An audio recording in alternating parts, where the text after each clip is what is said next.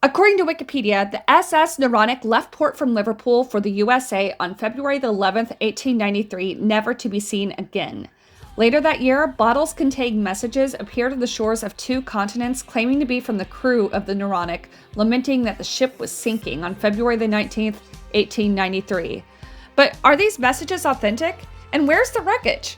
Let's find out what Wikipedia has to say about this mystery.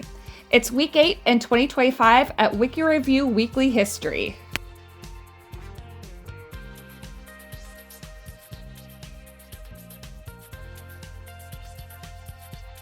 Welcome to Wiki Review, where each week I explore a Wikipedia article about a historical event that happened this week in history. I explore it with you in a fun and conversational way, review sources to assess the article's credibility, and finish by spinning the roulette wheel to pick next week's topic. If you haven't already, like and subscribe. I'm Kaylee, and stick around as we dive into the Wiki Review.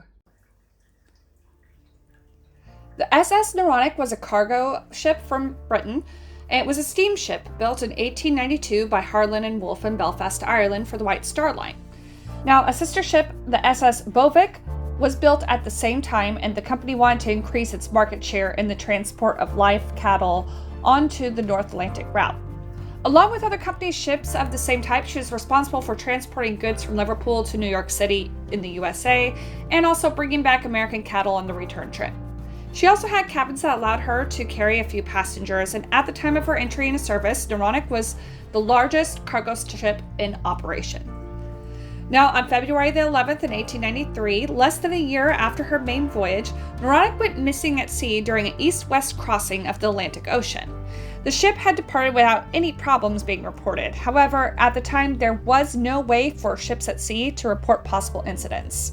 Her wreck was never found, but soon after she went missing, 2 of her lifeboats were sighted by ships. The Commission of Inquiry formed to determine the cause of the sinking of the Naronic and found no explanation. Tests were carried out by her sister ship, the Bovic, and that proved that her stability was good and no ice fields were reported on her route. Several hypotheses have been put forward, in particular that of a sinking following a storm or an explosion of chemicals transported in the hold of the ship. Now, the loss of the Naronic killed 74 people, and in the period following the disappearance of the ship, several bottles containing messages allegedly written when the ship was actually sinking were found. However, some people believe that these might be hoaxes, and this is the mystery we're looking at today.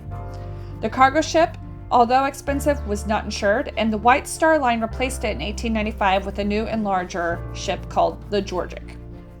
Now, the Naronic and the sister ship, the Bovic, were the largest freighters in service on their first crossing, and it was a record which 2 other cattle carriers of the White Star Line, the Sevic and the Georgic, then did succeed eventually. Now, Naronic was slightly larger than her sister ship, and both measured 143.3 meters, which is 470 feet long, by 16.2 meters, 53 feet wide.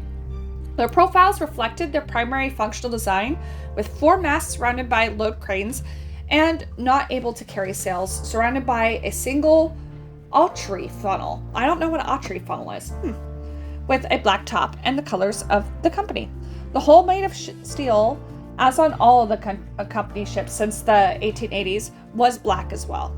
They are powered by 2 propellers and driven by a triple expansion machines, and the Naronic traveled at an average speed of 13 knots. And for this, she consumed an average of 50 tons of coal per day and could carry 1,193 tons in her bunkers. The ship was, above all, designed to transport cattle in good conditions, as described in the Marine Engineer magazine when she was put into service.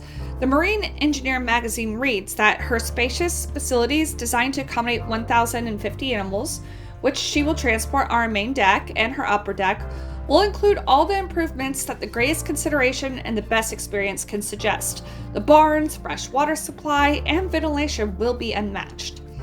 The cattle were transported from New York, and these facilities remain unused on the return crossing, although occasionally the ship did transport a few animals such as racehorses and circus animals.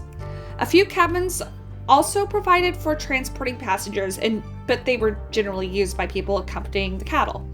Paying passengers were very rare in this case. Although the facilities could accommodate 15 people in practice, the ship was certified to really just carry 12. Interesting. I don't think you get away with that today. Like, if you're certified for a certain number, I don't think they let you just take extra people on. Interesting. Now, in the mid-1880s, the White Star Line abandoned the use of sailing ships in order to concentrate on these steamships, and the company then began to look for new outlets and quickly turned to transporting cattle from the United States. This trade had taken off in 1874 when the first cattle ship, the Europe, landed 350 head of cattle in England. 15 years later, in 1889, 450,000 animals crossed the North Atlantic. The entry of the White Star Line into this new business took place in 1888 when it put into service the Suffolk, followed by the following year by the Runic. Man, they really like all these names that start with Nick and Ick. Now, the White Star Line then set itself a goal to transport goods on board these ships to the US and bring back cattle on the return trip in the best possible conditions. Now, it was indeed not uncommon on contemporary ships that the animals perished because of travel conditions and mistreatment, causing financial loss to the owner. The company therefore explicitly asked captains to ensure the good health of the animals, and the two ships quickly brought success. In 1891, the company put into service two new larger carriers, the Nomadic and the Tarik. These two new ships were built the following year after the Naronic and the Bovik. Again, ick. Anyway, when the Naronic launched on the 26th of May in 1892, it was completed its first voyage there on the 11th, not its first voyage, it completed a voyage on the July 11th, 1892. She was then the largest steam cargo ship in the world with her 143 meters length and her 6,594 GRT. I'm not sure what GRT stands for. More than 1,000 animals and several thousand tons of goods could travel on board, as well as about 15 passengers. And her price of 121,685 pounds made her a relatively expensive ship for the time. On the 15th of July, 1892, the Naronic made her maiden voyage between Liverpool and New York City under the command of Captain Thompson, and the Bovik was put into service a few weeks later on August the 26th. So overall, this sounds like a very capable ship from what I'm reading. It's set records. It sounds like a pretty well-built ship. So now we're going to go into the mystery of it all, the brief career, and its disappearance. So in November of 1892, Captain Thompson was replaced by William Roberts, the former commander of the Adriatic. The ship continued to operate between Liverpool and New York, and this early career was only disturbed by one incident. On the 27th of November, 1892, despite the good conditions for transporting the animals, Naronic arrived in Liverpool having lost 34 animals. Jesus. And on the 11th of February, 1893, the Naronic left the port of Liverpool with 60 crew members on board. This included several officers and mechanics who had served on board since her entry into service. The ship was carrying 14 passengers who had accompanied the cattle back to the U.S., as well as 2,876 tons of goods. As usual in this direction, the ship did not transport cattle for the crossing, but had on board 2 horses as well as several cages of live pigeons and chickens. The ship was carrying enough coal to make a round trip, and after leaving Liverpool, she stopped briefly at Point Linus, Ainsley, North Wales, to put her pilot ashore before heading west into the heavy seas, where it was never seen again. Now, the Naronic had no wireless telegraphs with which to send a distress signal. It would be another 5 years before the Marconi Company opened their factory that produced the system the Titanic used to send her distress signals. So whatever problems she encountered, her crew were on their own. In the event of the damage or shipwreck in the open sea, they could only count on luck, that is to say, the passage of a nearby ship. Oof, that sucks. Well, the crossing in the Naronic was supposed to last 10 days, and no one worried immediately, especially since delays were considered pretty frequent. It was common for ships to lose a propeller or their machinery to break down. What was more, the strong storms that raged in February 1893 slowed down several ships. It took several weeks for the concern to begin to emerge in the U.S., but the White Star Line was then reassured, recalled the high quality of the ship. On March the 1st, the company said there was no cause for concern, and a week later, a journalist reported new comments from the company. They think she's afloat and have every reason to hope she's safe. They stress that the ship is recent, built with watertight compartments, well-equipped, handled, and commanded by the best officers in the Atlantic. It was not until the following 13th of March that the company declared that there is now great concern about the ship. Steps were taken to locate the Naronic, and on the 14th of March, the Tarik arrived in New York. The additional lookouts, which had been posted during the crossing to discover traces of the missing ship, saw nothing. The next day, the captain of the Teutonic arrived in Queenstown, County Cork, Ireland, declaring that he had diverted his route south in hope of finding Naronic, but to no avail. Having had moreover confirmation that the ship was not in the Azores, the White Star Line reassigned itself to declaring on the 15th of March that we still hope that can be found safe, but it is unlikely that it will be found because the Atlantic is crisscrossed by steamers and sailboats, and it would have certainly been spotted if it had still been afloat. Rumors began to circulate in the press, according to which the ship was carrying hundreds of immigrants, which the company quickly denied. The most optimistic tone was that if the ship was adrift, the passengers would have had, thanks to the cargo provisions, at least several months. Now, on the 19th of March, new information was released.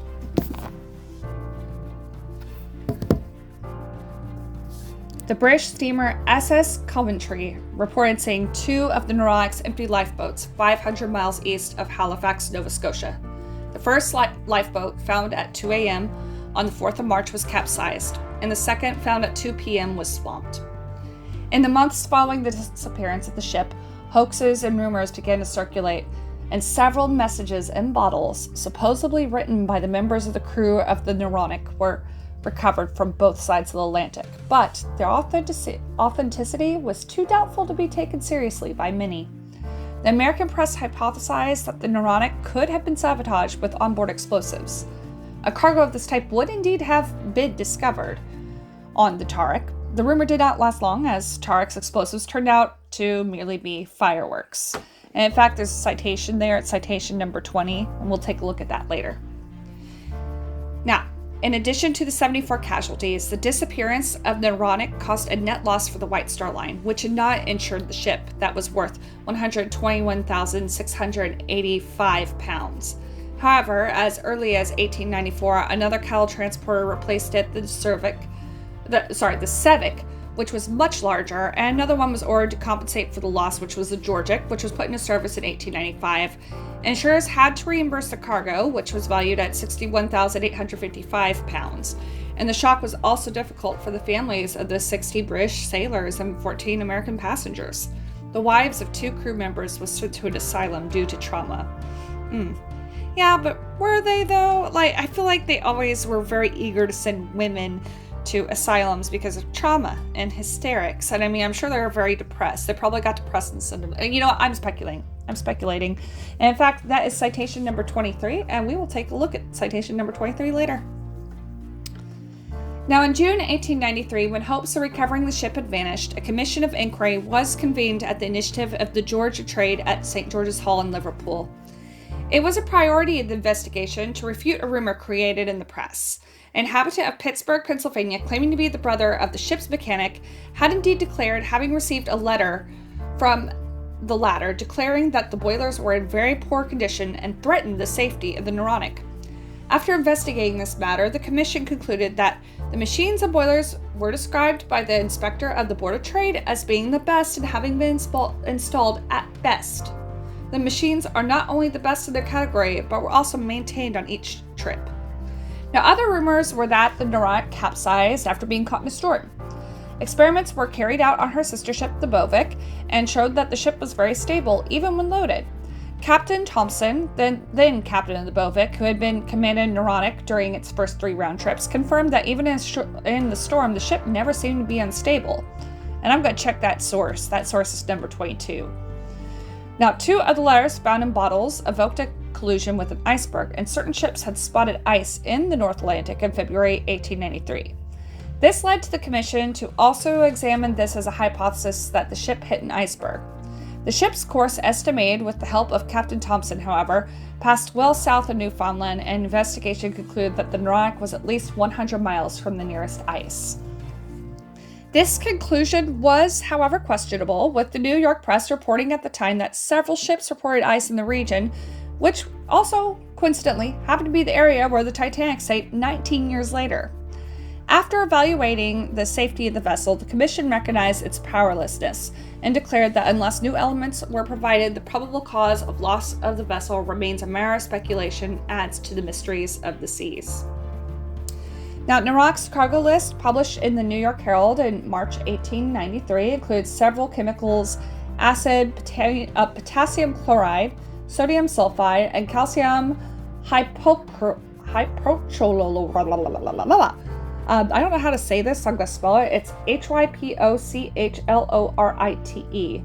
Hypochlorite. Hypochlorite? It's hypochlorite, sure. Now, under certain conditions, these products could have caused an explosion, resulting in the sinking of the Naronic if the storm has displaced them or freed them from their bottles, which led historian John P. Eaton and Charles A. Haas to evoke a century later this hypothesis, which had not been considered by the official inquiry. In October 1893, a newspaper reported the testimony of the captain of the Norwegian ship Emblem, who declared to have spotted in July a lifeboat of Naronic floating upside down and covered with barnacles. Everything seemed to indicate that the boat was hastily prepared, confirming the hypothesis of a rapid and sudden sinking. And that is citation number 27. We'll look at that later. Now, to the biggest mystery: the messages in the bottles. 4 bottles with messages inside, which were recovered later, that claimed to have been written while the Naronic was sinking. 2 of the bottles were found in the U.S., one on the 3rd of March in Bay Ridge, Brooklyn, New York, and one in Ocean View, Virginia on March the 30th. A 3rd bottle was found in June 1893 in the Irish Channel, and the 4th was found on September 18th in the River Mersey, near the ship's point of departure in Liverpool. While all 4 specifically mentioned the Naronic sinking, the 2nd bottle contained the most detailed message. And the 2nd bottle, it reads this, is citation number 21, it's citation number 2, excuse me. And we'll look at that citation later. But it reads, 3:10 a.m., February 19th, SS Naronic at sea. To who picks us up? Report, when you find this, to our agents, if not heard of before, that our ship is sinking fast beneath the waves. It's such a storm that we can never live in the small boats. One boat has already gone with her human cargo below. God let all of us live through this. We were struck by an iceberg in a blinding snowstorm and floated 2 hours. Now, it's 3:20 a.m. By my watch, the great ship is dead level with the sea. Report to the agents at Broadway, New York. M. Kersey and Company. Goodbye all. Ooh, if that's true, that's really sad. And if that's true, it sank on February 19th. Oh. It was signed John Olson Cattleman. However, there was no one with this name listed on the ship's manifest. The closest being John O'Hare and John Watson. A similar situation exists with the first bottle found, and the signature on the first bottle read L. Wenzel. It's not on the manifest either, and the closest being crew member John L. Watson. The 3rd bottle, which was found in the Irish Channel, said Naronic had struck an iceberg and was sinking fast. It was signed Young, which name does not appear on the crew list. And the 4th one was just signed T, with the closest being William Tobin or Christopher Tesh. Because of the unidentified names signed on the papers, the reliability of the bottles as genuine testaments of the ship's fate has been questioned, and the Court of Inquiry into the incident did not accept the bottle notes as genuine. If the messages were legitimate, the ship sank sometime after 3:20 a.m. on February the 19th, 1893. And that, my friends, is all we know about the shipwreck. So tell me, let me know in the comments, do you think that these bottles with these messages are actually real? Do you think they're faked?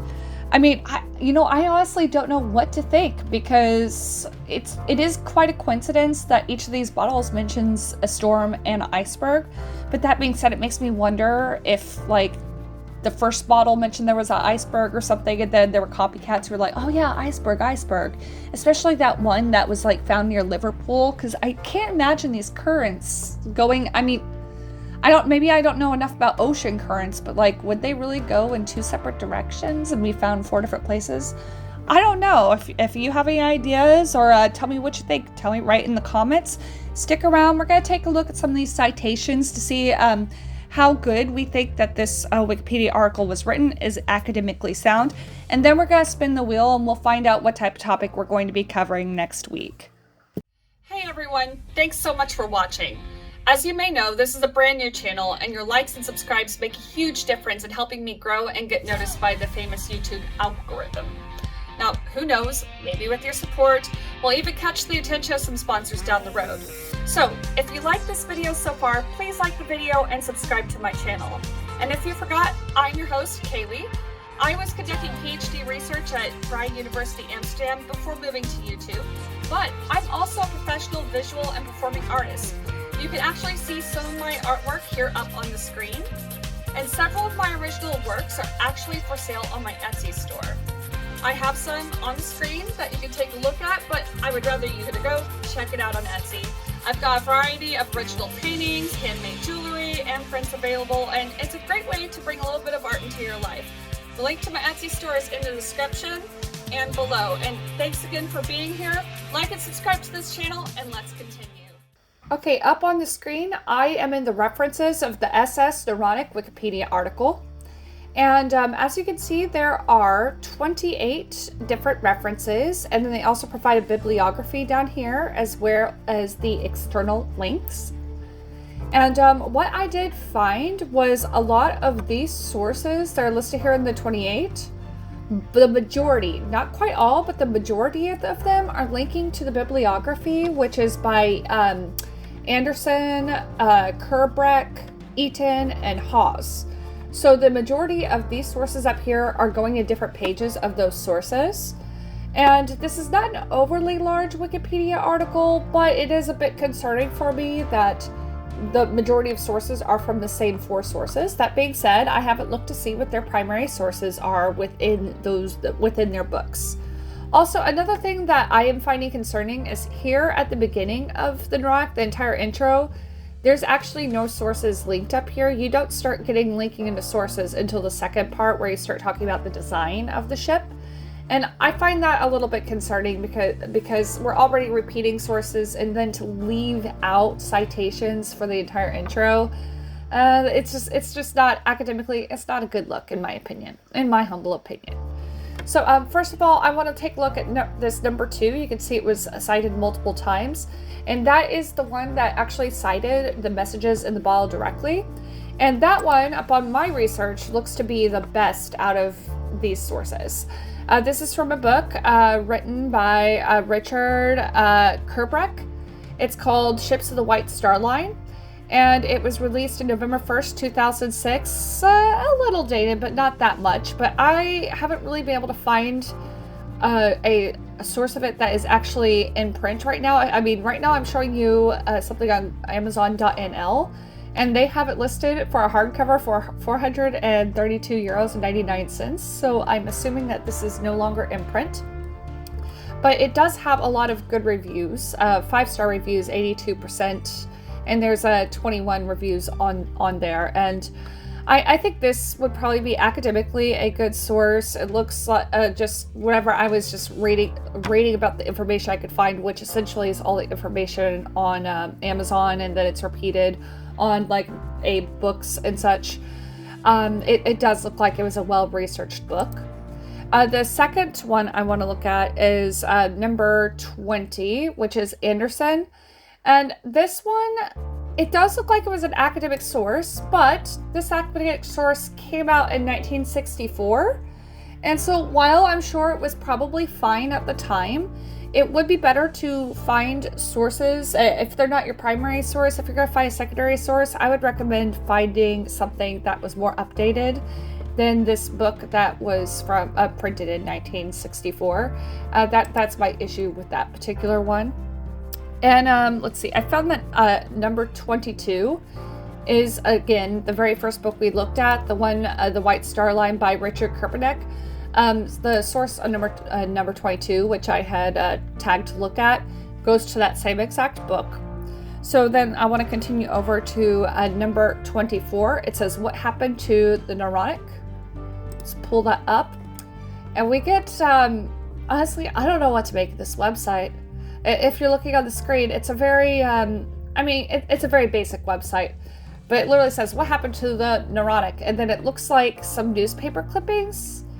And I'm assuming these are legitimate newspaper clippings, but I'm not really certain of it. And then, like, also the resolution of this, right now you can see I'm recording the screen, but like the text is going off the side of the screen. So it's very hard to read. And I mean, like, I'm cutting off a lot of text here. It's just not very optimized. It looks like they have a thing about the mystery, the messages in a bottle, the investigation, but this just looks like someone's website. And I don't really see information saying what these sources are. I mean, they had to have gotten these sources from somewhere. There's another newspaper clipping as we scroll down. There's some maps. But like, I don't like this website. It's not very easy to use. And it also says copyright there. It's like slightly off the corner where I can't get to it in the record. Here we go. I can move my recording here. It says the Titanic and other White Star Line ships has the copyright from 1994 to 2015, but I'm just really unclear what this website actually is. This is a very strange website. I would not use this source as an academic source, in my opinion. It's not optimized. I don't know where they're getting their information from. This is a poor source, in my opinion. Even, like, if the thing is, it's like, if these newspaper articles that you're seeing up here are actually authentic and like scans of a primary source, then they need to say the source of it. They need to say this was found in, I don't know, Liverpool Star Press or whatever on 1893. Here's a scan. Like, it shouldn't just put it up there, because I mean, for all we know, this could be constructed by AI. I don't know. It's not giving me those sources. So I would not use this website as a source in an academic article in any way, shape, or form. And then my last one I want to look at is number 27. That's Eaton and Haas, which means, so it looks like Eaton and Haas here. It's from 1989. So it's still a little old. And this one also, it's not in print. It's called Falling Star, The Misadventures of the White Star Line Ships, and it might be an okay source, but yeah, I don't know. It just seems a little outdated as well. Overall, I would say for the size of this article, it's okay. It has okay sources to a certain extent, but like, especially that website that I was looking at, the one it's called, I don't think these are very good sources to be relied upon, and maybe that's just the case of a mystery. We did go over a mystery today. There were all these alleged messages in bottles. We don't know if they were hoaxes or not, but in my humble opinion, I don't think these are very good sources. As far as academic standpoint goes from, I would put this at a 5 out of 10, with 10 being the best. And I'm giving it a 5 because I do think that some of the sources they used, the books were a little dated, with the exception of that one book, and that seemed to be the majority of where they're getting their information. So that's it for this topic. We're going to move on from the SS Naronic, and let's go to the wheel spin and see what type of topic we will be doing next week. Hey, if you like this video or topic, please remember to like and subscribe. And if you saw anything in the Wikipedia article that you think is incorrect, needs editing, or something you just think is cool, write it in the comments below. Now, let's spin the roulette wheel and see what next week's topic is going to be. It's time to find out what we're going to be doing next week. Let's see what the topic is going to be. Let me spin the wheel.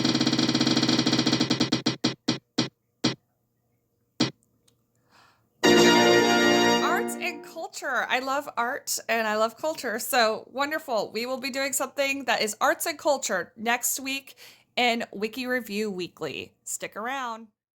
Thanks so much for watching today. Again, this is a brand new channel, and your likes and subscribes really help me get noticed. I hope to build this channel to a point where it can be monetized and get sponsorships, because doing this sort of thing is really fun, and I'd like to continue. I'd also love for you to check out my Etsy store if you're interested in supporting my work. I have a variety of original paintings, homemade jewelry, and prints for sale. It's a great way to bring a little creativity into your home. So if you had fun today, or you saw something in the Wiki article that maybe someone needs to edit, please comment below. And don't forget to like and subscribe. Your support means the world to me. Until next time, stay inspired, keep learning, and I'll see you in the next video. Take care. You can also support us on Patreon at patreon.com/wikireviewweekly.